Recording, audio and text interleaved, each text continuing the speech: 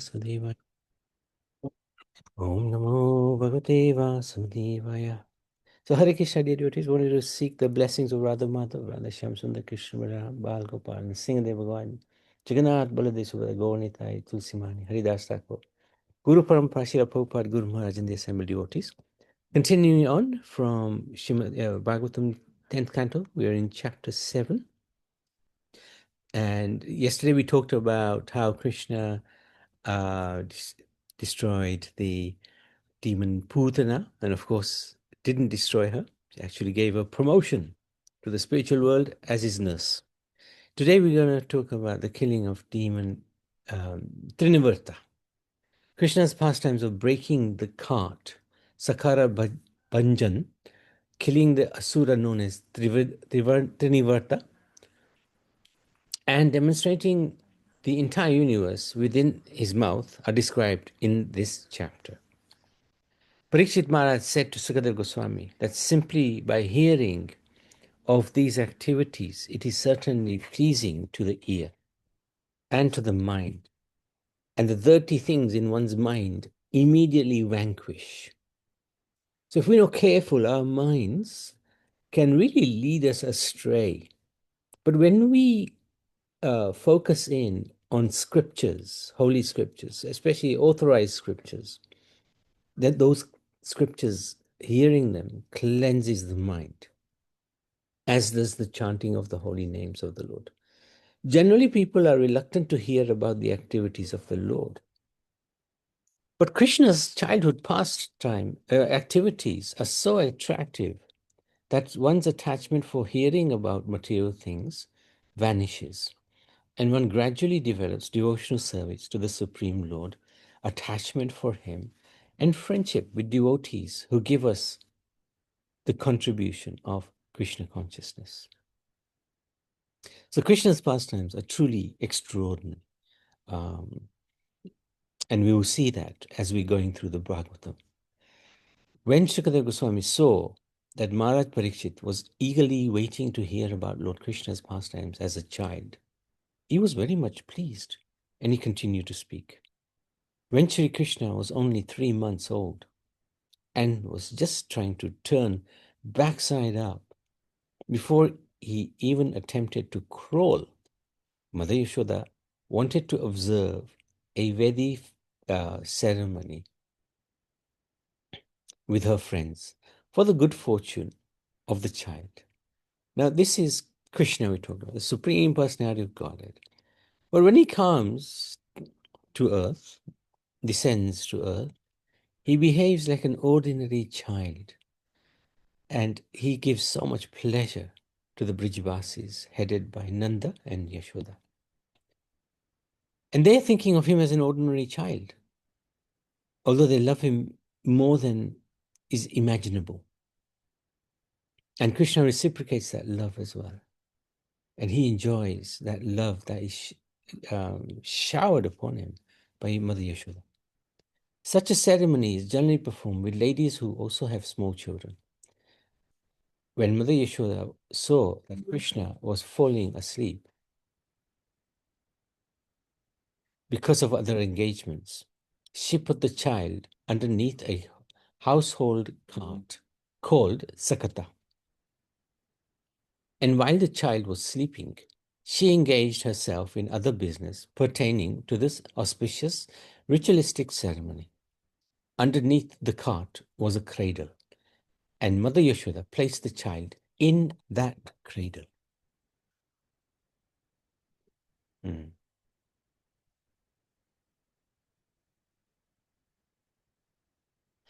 The child was sleeping, and suddenly he awakened, and as usual for a child, began to kick his small legs.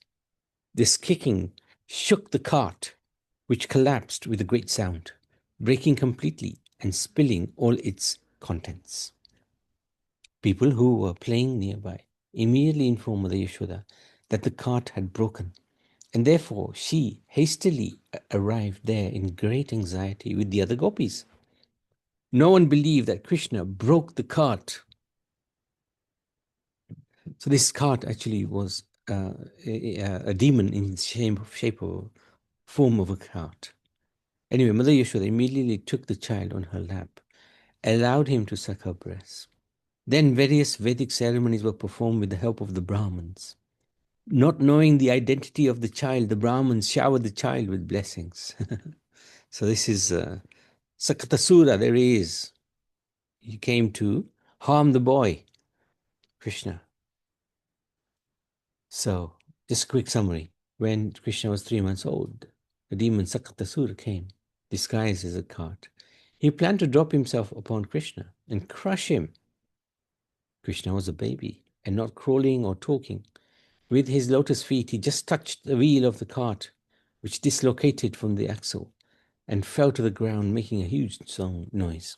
The Brijbasis came running and saw Krishna cutely playing in the middle of the mess.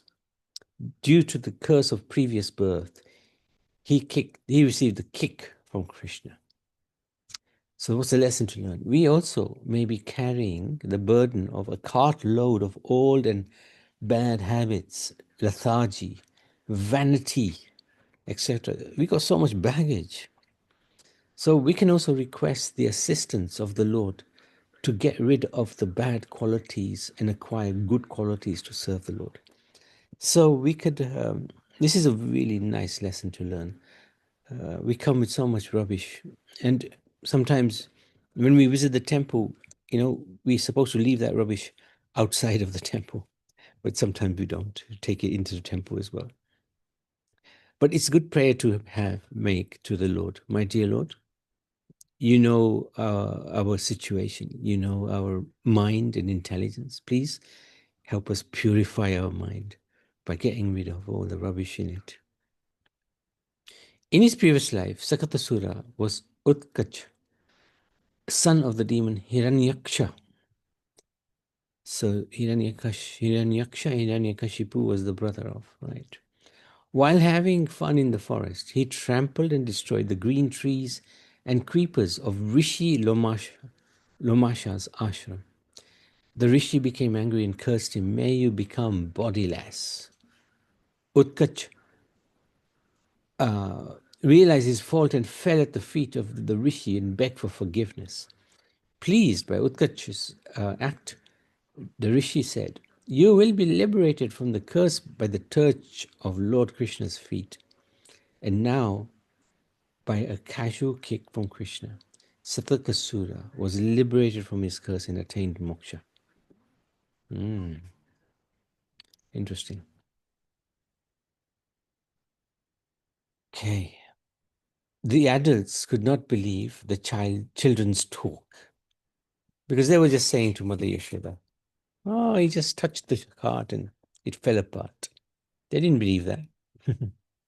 So they called for an experienced Brahmins to chant Vedic hymns and perform an auspicious ritualistic ceremony to counteract evil spirit.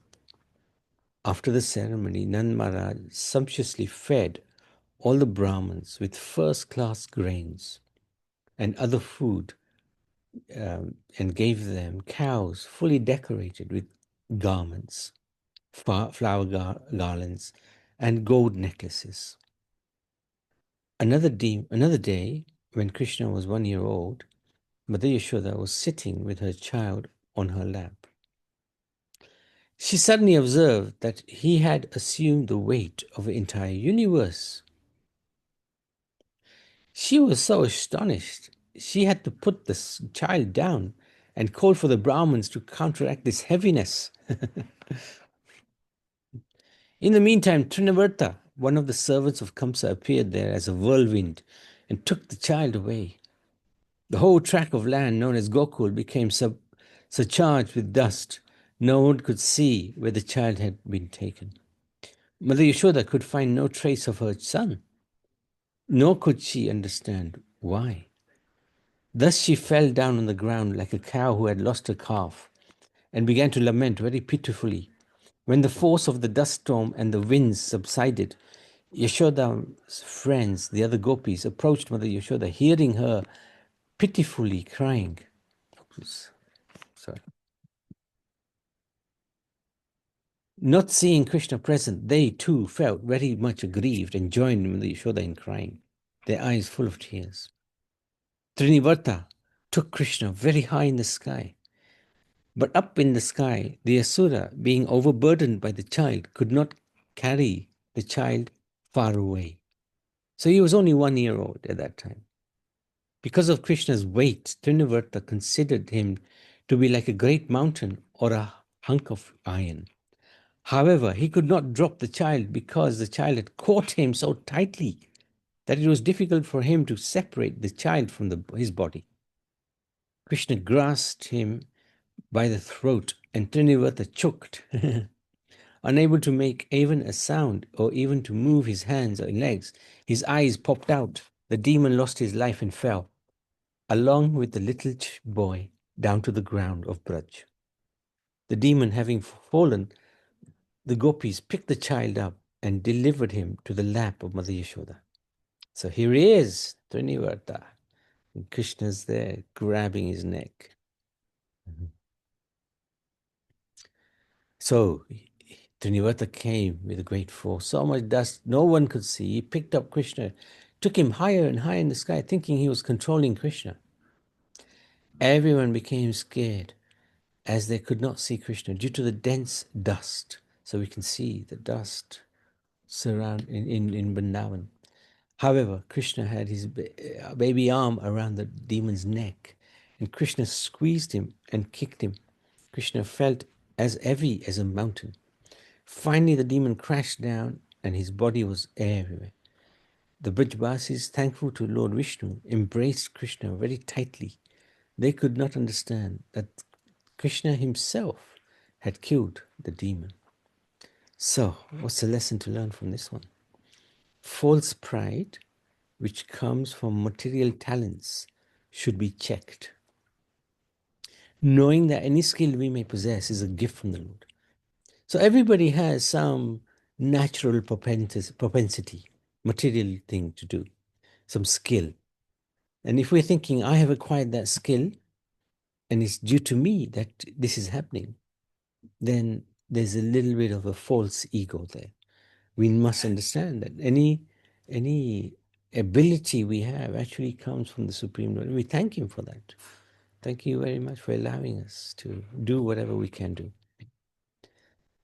Thus, Mother Yashoda was struck with wonder that although this innocent child was taken away by a Rakshas to be eaten, he had returned without having been killed or even injured.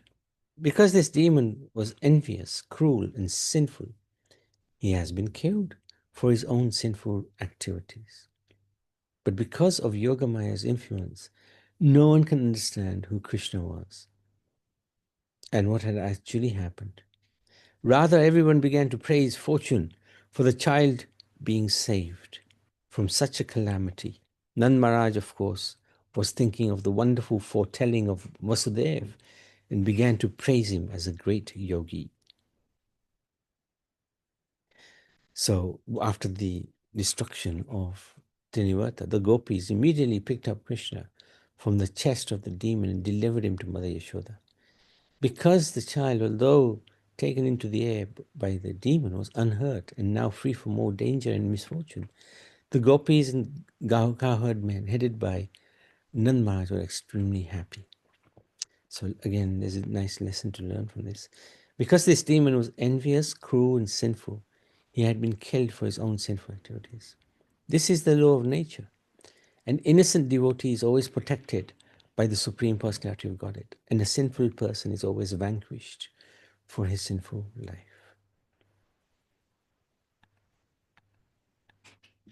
One day, Mother Yashoda, having taken Krishna up and placed him on her lap, was feeding him milk from her breast with material affection. The milk was flowing from her breast, and the child was drinking it. When the child Krishna was almost finished drinking his mother's milk, and Mother Yashoda was touching him and looking at his beautiful, brilliantly smiling face, the baby yawned. And with Mother Yashoda saw in his mouth the whole नहीं अगर answer नहीं ना मिले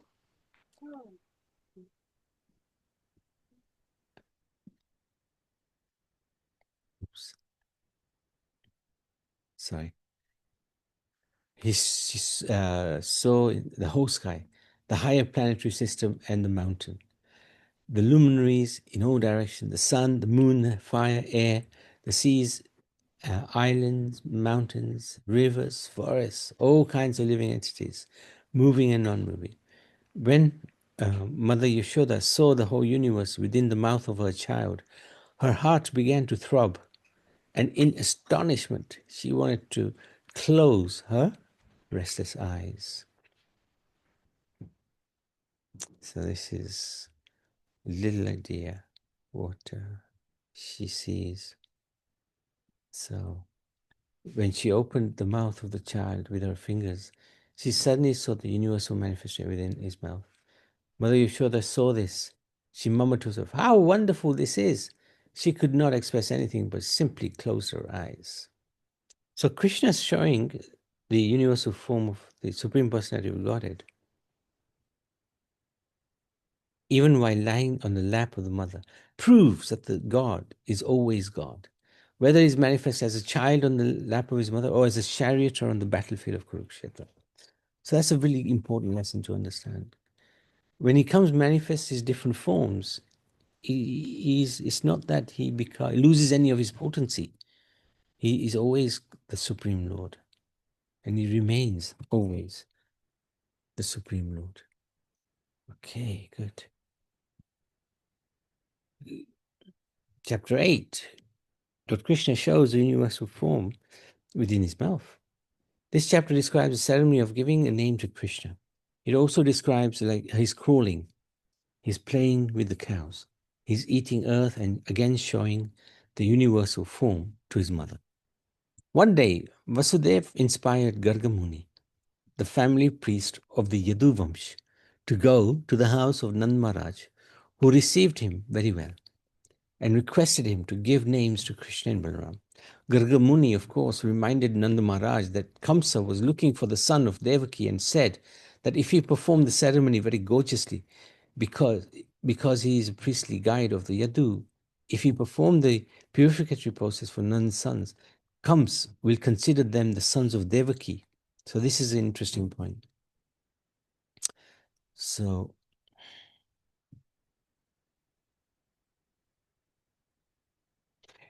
yeah, this Gargamuni is the family priest of the Yadu Bumps. Nand Maharaj therefore requested Gargamuni to perform the ceremony in the cowshed, so nobody would know. Otherwise, Kams finds out, he may start directing his persecution towards Krishna. Of course, it didn't matter, but Nand Maharaj, they were worried. Vasudeva, they were worried about this. So they did the ceremony in the cowshed without anyone's knowledge, even his relatives. And Gargamuni did so. Very powerful personality. Because Balaram, the son of Rohini, increases the transcendental bliss of others, his name is Rama. Because of his extraordinary strength, he is called Baladev. He attracts the Yadus to follow his instructions. Therefore, his name is Sankarshan. So, Gagamuni performs the name-giving ceremony. The son of Rohini called Balaram. This child has taken different bodily complexions in different yugas. White, then red, now he is color black. People will call him Krishna. He will have many other names and activities due to his different pastimes. So the lesson from that, this child is so powerful that anyone who becomes a devotee of this boy will never be troubled by enemies. Krishna, the son of Yashoda, previously appeared in many other colors such as white, red, and yellow. He has now assumed the color black. Because he was sometimes the son of Vasudeva, his name is Vasudev. So Vasudev and Vasudev. According to his various activities and qualities, he has many other names. He is actually like Narayan. And by his grace only, the residents of Gokul will surpass all difficulties. After this, thus informing Nand Maharaj, so this was the prediction given by Gargamuni. And completing the name-giving ceremony, Gargamuni advised Nand Maharaj to protect his son very carefully And then he departed. Sukadeva Goswami next described how the two children enjoy their childhood pastime, began crawling on the ground of Vraj with the strength of their hands and knees, played with the cows and calves, crawling in the muddy places created in Braj by cow dung and cow urine. Actually, Braj dust is regarded very sacred. And Krishna played in that Vraj dust, as did Balaram. Covered by Vraj dust, the babies looked very beautiful. And when they went to their mothers, both Yashoda and Rohini would pick them up with great affection and embrace them. Within the house of Nanda Maharaj, the cowherd ladies would enjoy seeing the pastimes of the babies, Rama and Krishna. The babies would catch the ends of the calves' tails, and the calves would drag them here and there. When the ladies saw these pastimes, they would certainly stop their household activities and laughed and enjoyed the incidents. Krishna and Balaram so beautiful that their mothers, Yashoda and Rohini, would stare at them for hours, wondering who they actually were. As they grew, their features would become even more and more beautiful. So even though Yashoda Mai saw her son every day she would see him again and think, wow, who is this beautiful child? It's like ever fresh. It was like a new experience every time. When they looked at their eyes, they thought that they were lotus eyes. When they looked at their cheeks, they looked like soft cotton balls. When they looked at their teeth, they looked like pearls. So what's the lesson to learn? The Lord is a person, but not an ordinary person. He's a supreme person.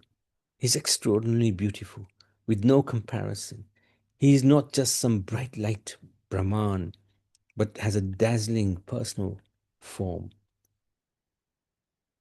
Krishna and Balaram were always naughty, finding newer ways to keep Yashoda Mai and Rohini Mai in transcendental anxiety. They crawled everywhere and enjoyed the dust of Braj. The supreme babies would even be bathed in Vraj dust with cow urine and dung. They would play with the calves. This is a really nice painting. What's a lesson? Krishna and Balaram loved everyone, especially the cows. From a young age, they played with calves. Very important to care for cows, like Krishna does. Mother Yashoda would enjoy seeing the wonderful playful pastimes of Krishna and invited her friends to come and enjoy them too. We can also come together and talk about the wonderful pastimes of Krishna. To remember Krishna is bhakti, is called bhakti. Within a very short time, both Balaram and Krishna began to walk very easily in Gokul on their legs and began to play with other children. Within a very short time, both Rama and Krishna, the gopis loved to hear about Krishna's activities again and again. Would approach Mother Yashoda to complain about his naughty activities. The elder gopis found Krishna adorable and would also always want to see him. And sometimes they would visit Yashoda Mai's house to complain about Krishna's notorious act. And of course, that was a pretext to actually see the boy. Lesson: Krishna reciprocates our love for him. The more intense our love, the more Krishna responds. So what were these complaints, right? From 1 year on. He comes in, eats butter, makes a mess, then he runs away. The pots hanging from the ceiling, but still they manage to reach and eat the butter. They switch off lights, but even if they switch the lights off and it's dark, his jewels are so bright, they light everything. He kept the husband as a they keep the husband as a doorkeeper, but he also could not stop Krishna.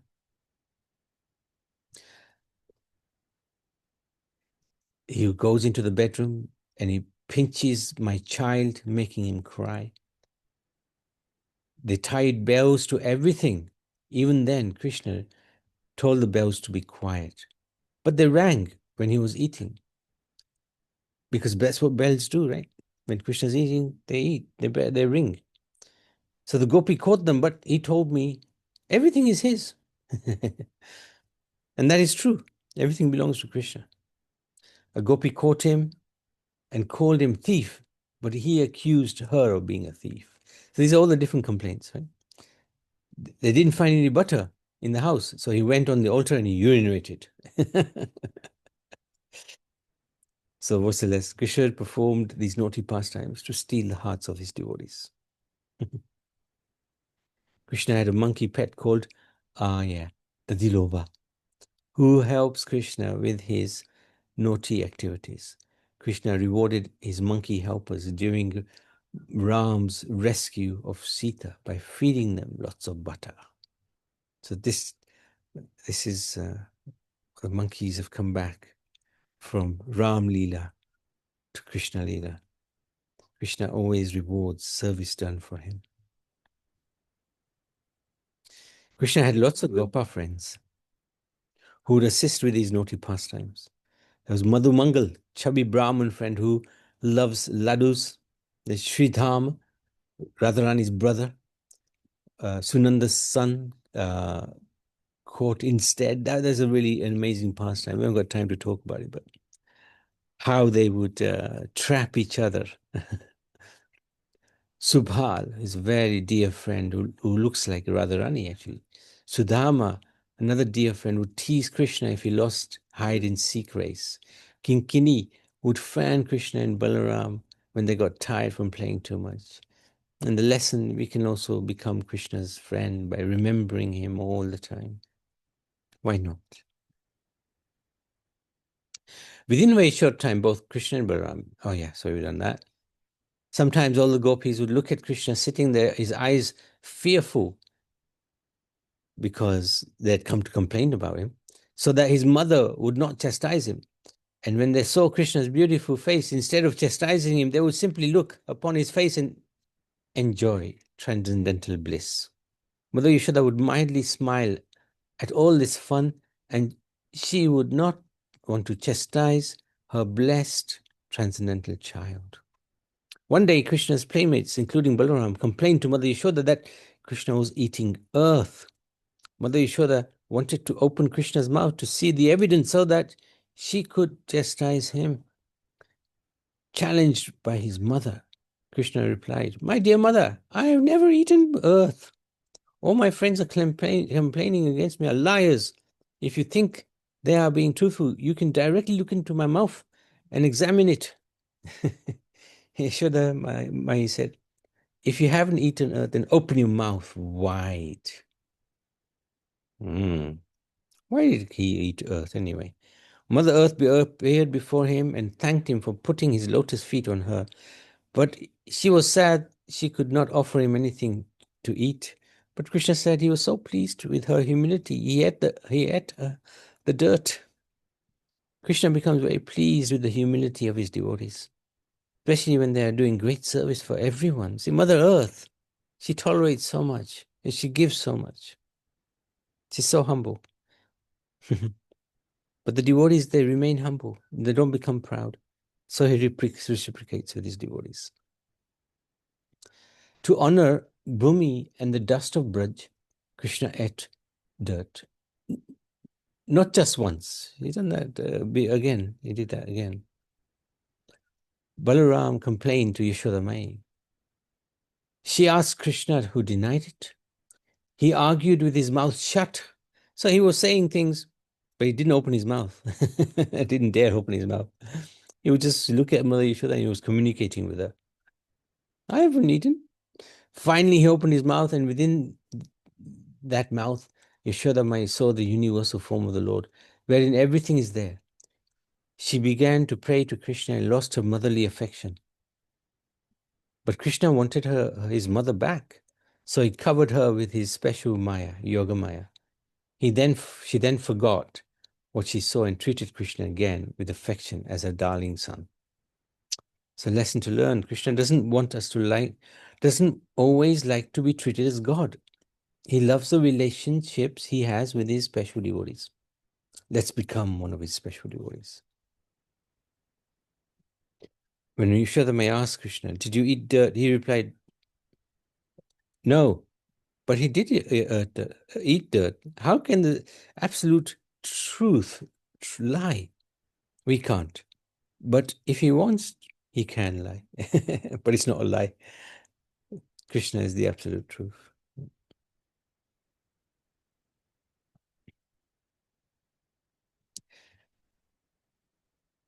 Maharaj Pariksit said, "What past auspicious activities did she and Nand Maharaj perform to achieve such perfection in ecstatic love?"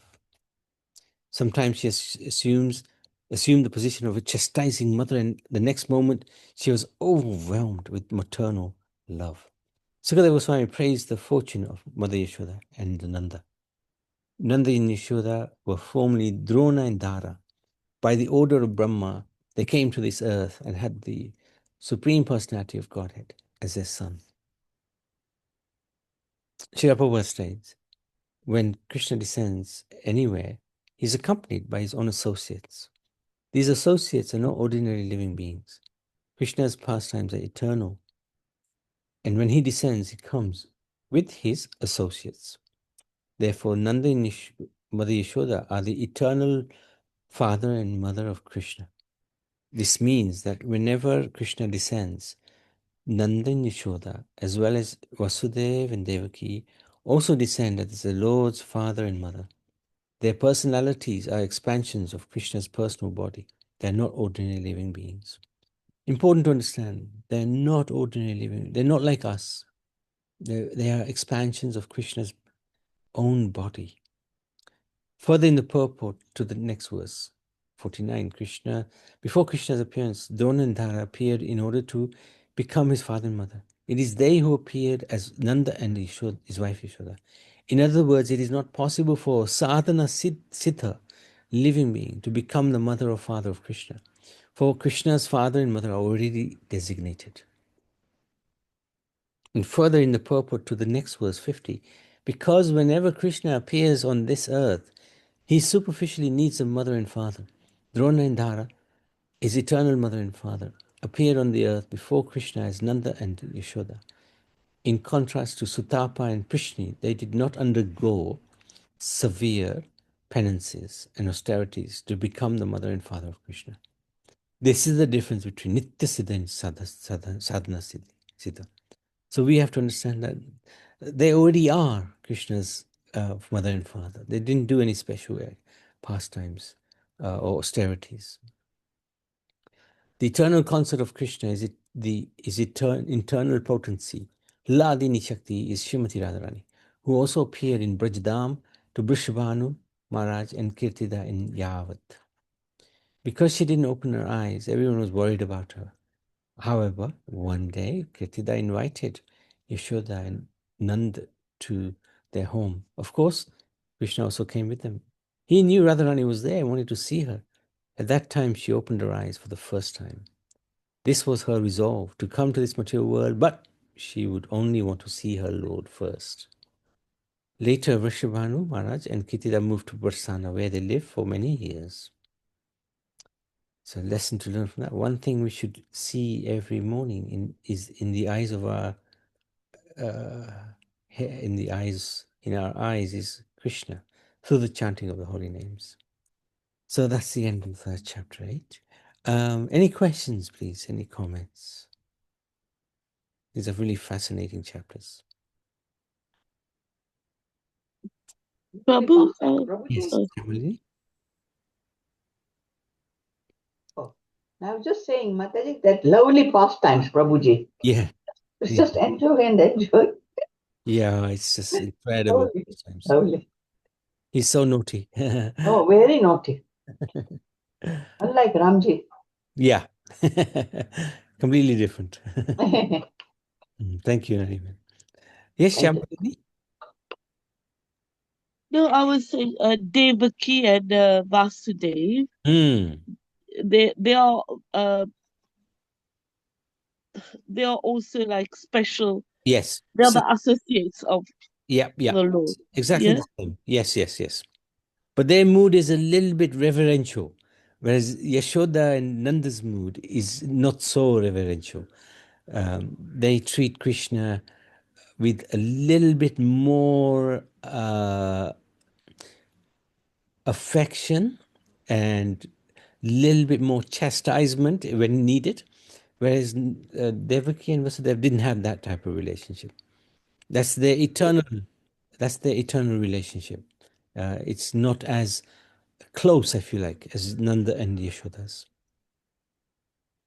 Okay. But yes, they are also. Nobody can become Rohini. Devaki or Vasudev. They already are eternal associates of the Lord. Okay. And Nanda and Yashoda, they are the same, is it? Yes. They come from the internal, from the body of Krishna. They are part and parcel of Krishna. Yeah, they're very powerful personalities. Okay. Practically non-different. Practically non-different. Not different from Devaki, you mean? From Krishna. From Krishna. Yeah, and it's Okay. similar. Yeah, similar like Yashoda and Vasudev and Devaki. Similar, but the closeness of Nanda and Yashoda is they're very close to Krishna, very close to his heart. Okay. When Krishna saw Vasudeva and Devaki in Mathura, he was very respectful towards them, formal, bit of formality was there. But with the Yashoda and Nanda, there's no formality. They're just like little babies, you know. They just melt into the arms of Yashoda and Nanda. Okay. Mhm. Okay, Thank you, Prabhu. thank you. Srimad Bhagavatam ki jai, Shri Krishna Chandra Bhagavan ki jai.